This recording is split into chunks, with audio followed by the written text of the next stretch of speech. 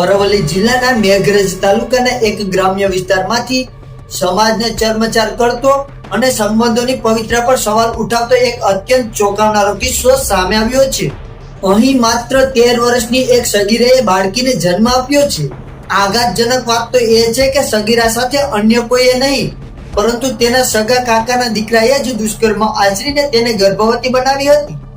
આ ઘટના પ્રકાશમાં આવતા જ પીડિતાના પરિવારે આરોપી ભાઈ વિરુદ્ધ પોલીસ ફરિયાદ નોંધાવી છે।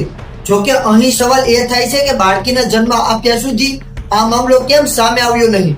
શું પરિવારે જ ભાઈને બચાવવા અથવા સમાજના ડરથી આ આખી કરતૂતો છુપાવી હતી કે પછી ખરેખર પરિવાર આટલો અજાણ હતો કે 9 મહિનાનો ગર્ભ થયો ત્યાં સુધી ખબર ના પડી?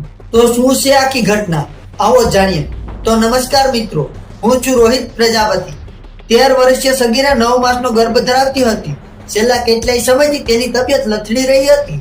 અચાનક તેને પ્રસ્તુતિની પીડા ઉપડતા પરિવારજનોએ ગભરાઈ ગયા હતા અને તેને તાત્કાલિક સારવાર માટે ઈસરીની સરકારી હોસ્પિટલમાં લઈ ગયા હતા। હોસ્પિટલમાં તબીબી તપાસ દરમિયાન સગીરા ગર્ભવતી હોવાનું સામે આવતા તબીબોના પગ નીચેથી જમીન સરકી ગઈ હતી। થોડા સમય બાદ સગીરાએ એક સ્વસ્થ બાળકીને જન્મ આપ્યો હતો।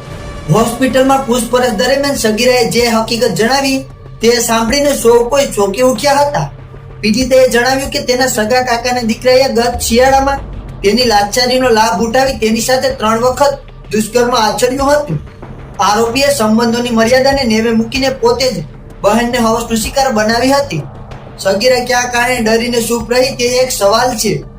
આ શર્મજનક ઘટનાનો ભોગ બનેલા પરિવારે ઈસરી પોલીસ સ્ટેશનમાં આરોપી નરોત્તમભાઈ વિરુદ્ધ ફરિયાદ નોંધાવી હતી। ઈસરી પોલીસે આરોપીને પકડવા માટે ટીમો બનાવીને તપાસ ધમધમાટ શરૂ કર્યો છે।